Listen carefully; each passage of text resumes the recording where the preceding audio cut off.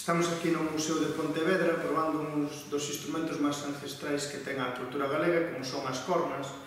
Precisamente a que teñen as miñas mans é, digamos, a que, para o meu gusto, debido ás miñas características como intérprete, creo que é a que mellor soe. Vamos a tocar unha pequena peza, unha pequena improvisación para que vexades como soa este instrumento.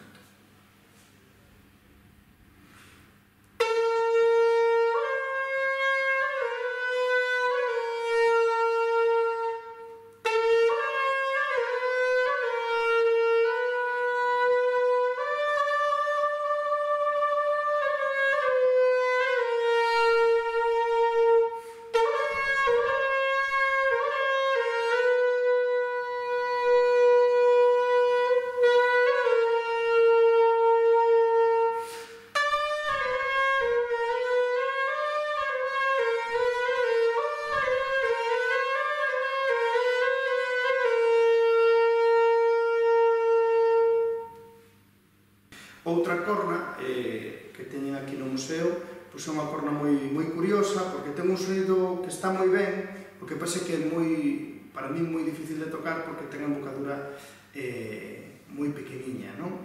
Entón, recórdame un pouco a maneira que vou intentar facer soar, ver se o conquiro, a maneira que teñen de tocar os cornetistas no século XVI e XVII, que era tocando cara ás comisuras dos labios, que é onde os beizos están máis finos.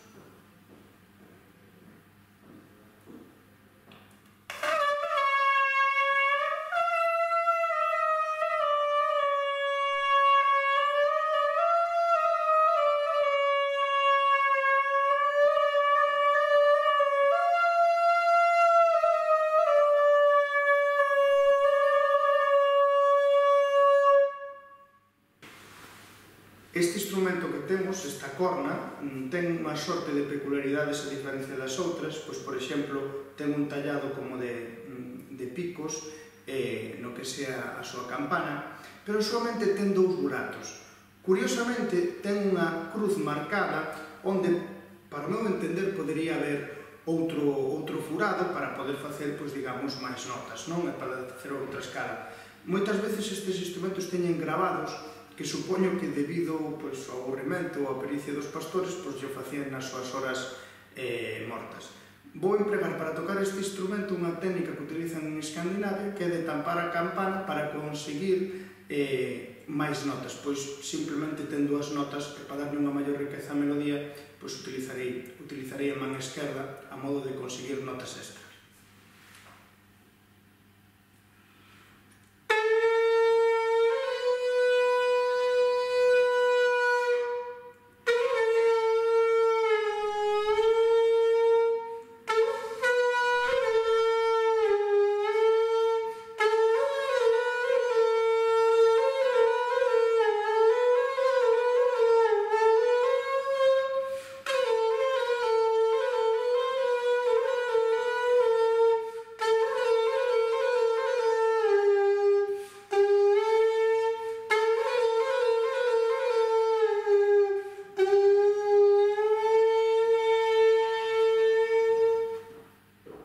Ben, outra das cornas que temos neste Museo de Pontevedra ten unhas singularidades diferenciais sobre as anteriores.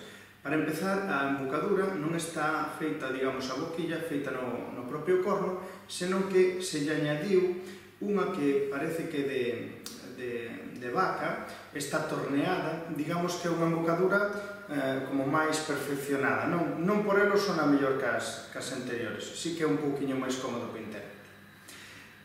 Non obstante, ten unha cousa moi curiosa porque ten un furado tapado, xa chegou este instrumento en principio así ao museo, vamos a respetar que ese furado este tapado, o que sí que non sei moi ben é porque se taparía, non?